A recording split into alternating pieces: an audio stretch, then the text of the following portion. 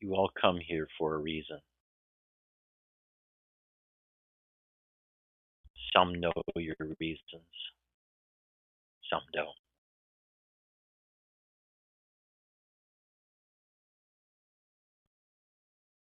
It's better to think of it this way. Consciousness sent you here so that it could hear about itself through me and you.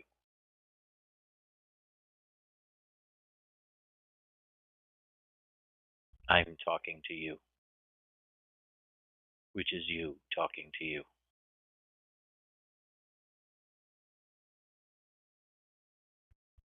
Tonight, I want to talk about something I know you all have wanted to hear, and that's the nature of the enlightened state, the awakened state. What is it like? It's so rare to find discussion of this. You can find a little bit in Kepler's book, Three Pillars of Zen. You can find a lot of it in Bernadette Roberts' books on the path to know self, the journey to know self, the experience of know self. You can find a little of it in Nisargadatta's book, Self-Knowledge and Self-Realization. You can read these books and get a feel, a little bit of a feel.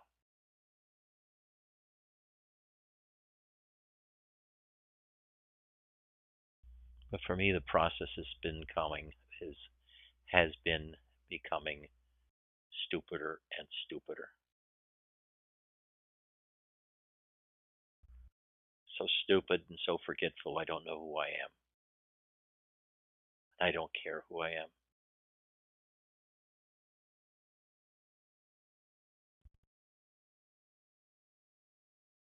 There's always a sweet fragrance of nothingness, of purified consciousness that goes through it, sweet and love.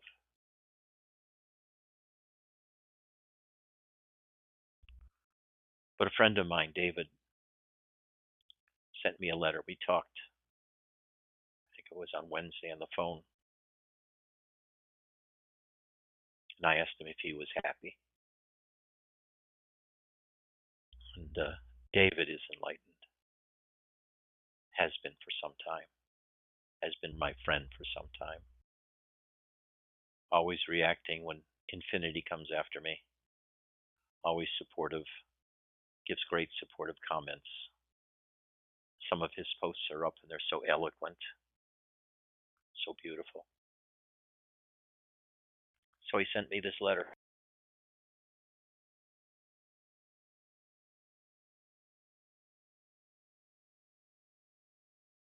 Earlier today, you asked me how I feel, Ed. This is difficult for me to clearly articulate. Words such as happy are highly subjective, and have very different connotations to different people. There are some states that defy both linguistic description and human understanding. I really don't know who I am or what I am anymore. There is this beautiful, beautiful mystery that has embraced me. And though I appear normal, or at least try to on the outside, I don't really feel like an individual at all in most respects. I perceive impulses of pleasure and pain throughout my body.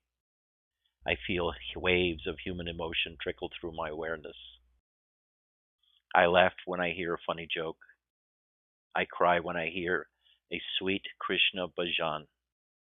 In fact, every time I hear a sweet Krishna bhajan or kirtan, every time, I find myself doing all sorts of things for no particular reason. None of it really feels like it has anything to do with me or belongs to me in any way. I live in a state of awareness of, for lack of a better term, the truth. By truth, I'm not referring to some intellectual concept or understanding, and I'm also not referring to some empty void or vacuum where nothing happens or exists.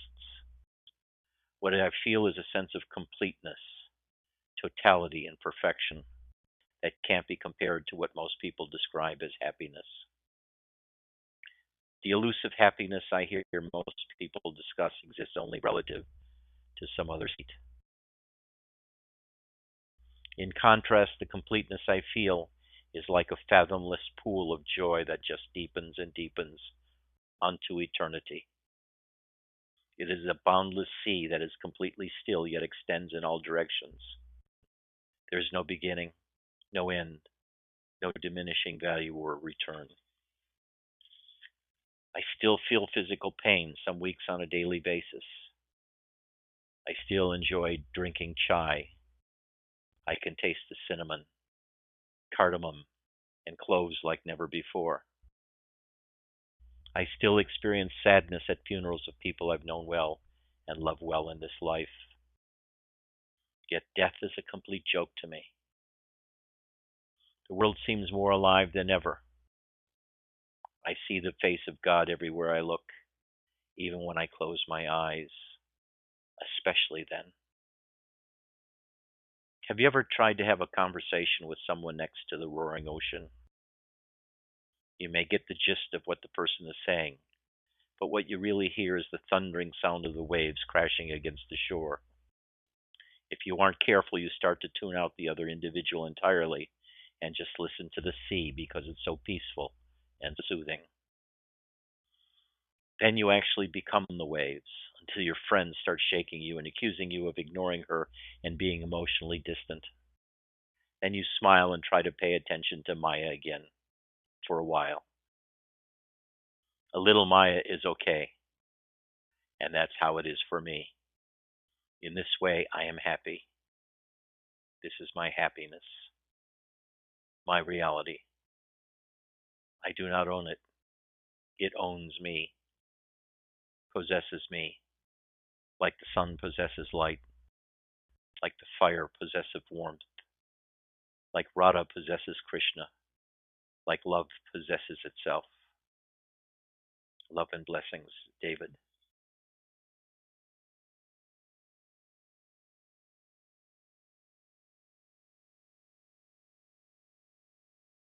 And more or less, this was my state constantly until about 6 months ago when someone came into my life and I learned human love and I developed a great human happiness in addition to that below what I just read. And that love has grown, now encompasses all of you. It's a happiness I feel in addition to what David was talking about. It gave me a new solidity, a new sense of purpose. It brought me back into the world so I could be here with you and love you. I love you all. This is with human love, loving one person, loving another. But what David is talking about is a very clear exposition of the awakening state, and you can see it's in progress for him. There's parts of him that are still there. He hasn't totally vanished, as Robert totally vanished.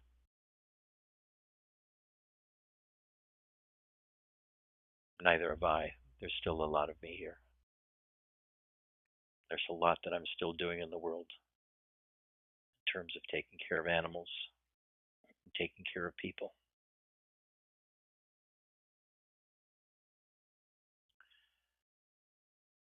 I'd like to read again something I read before by Nisargadatta that addresses the same point.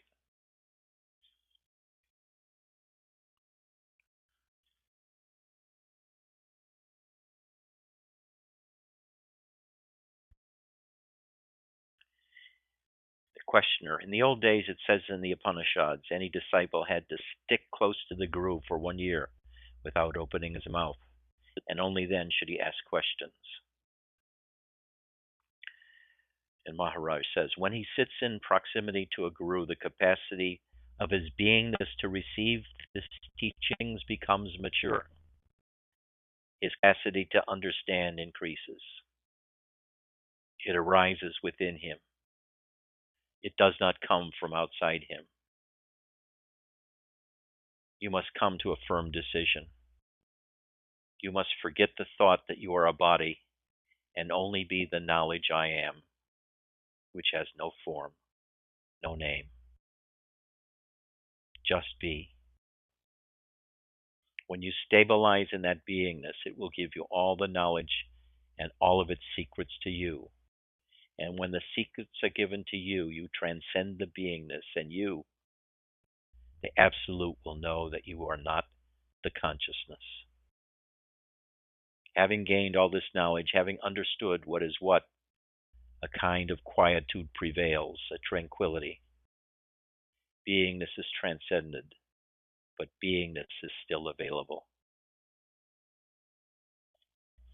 He's asked, what is this state? Maharaj says, it's something like a deer taking rest in the shadow of a tree. The color of the shadow is neither light nor very dark. This is the borderland, neither jet black nor very bright, halfway between them. And that is that shadow, deep blue like clouds. That is the state. That is also the grace of the Satguru. Everything is flowing out of that state. But this principle does not claim anything. It is not involved in anything that is coming out of it, but just this beingness is available. But this beingness is available. That deep, dark blue state, the grace of the Satguru, this is the state of the Jnani. This is a very, very rare natural samadhi state, the most natural state, the highest state. You must have the firm conviction about this. Once the decision is taken, there is no moving away from it. The fruition of your spirituality is to fully understand your true nature, to stabilize in your true identity. One must have patience, the capacity to wait and see. The darkness that you see when you close your eyes, that is the shadow of the Guru's grace. Don't forget it. Always keep it in mind. Take rest in the shadow of the Guru's grace. Whether you remember the words of the Guru, you are in the shade. Whenever you remember the words of the Guru, you are in the shade of the Guru's grace. Ultimately, everything merges into the self. You may come across great difficulties, but your courage and stability in the self should be firm. I, the Absolute, never had any experience that I was alive, and now I am experiencing that I am alive. And all this trouble I'm experiencing is through this I am alive experience. This experience is limited to time and place. But when I understood the whole thing, I understood that I never had any experience that I was alive. That is a state beyond any experience.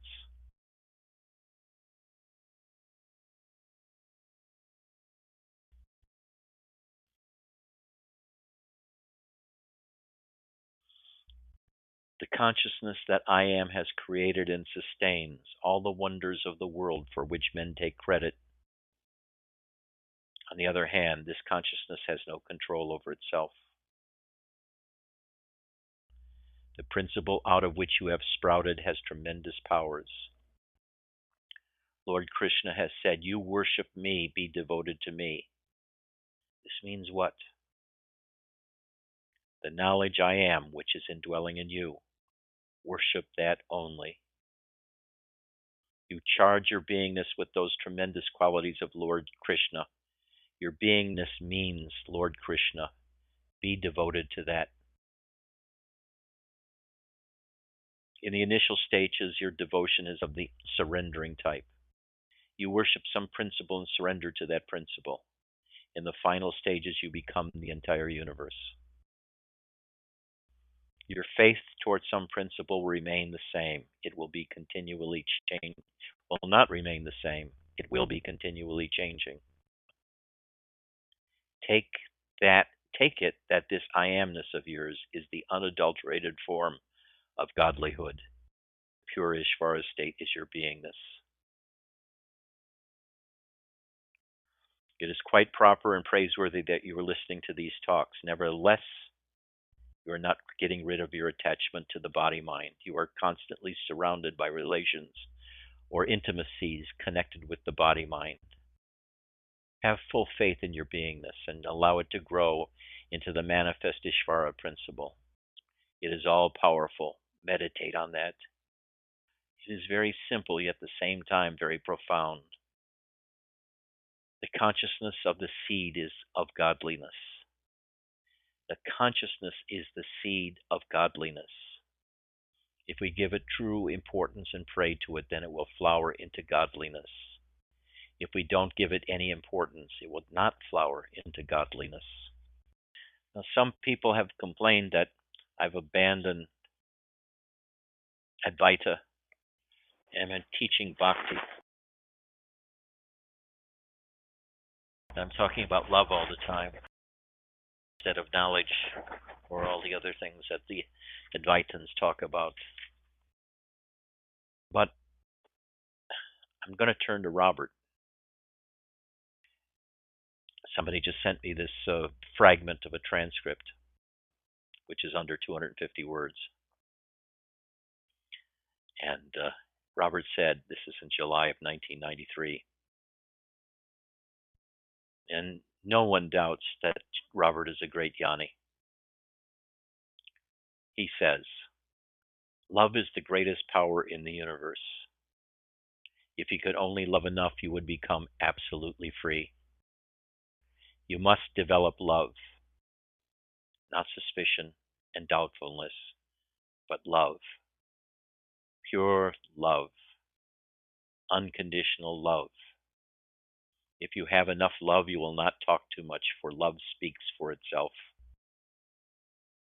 A beautiful flower need not declare, I am fragrant. By its very nature, it's fragrant. Therefore, do not declare, I'm a good person. I help people. Forget about yourself. Love others no matter where they are, and leave them alone. Love the world just the way it is. That's how people change. That's how the world changes, by loving it. And remember, have humility. If you can do only this, you do not have to concern yourself about realization or awakening or liberation, for it will take care of itself.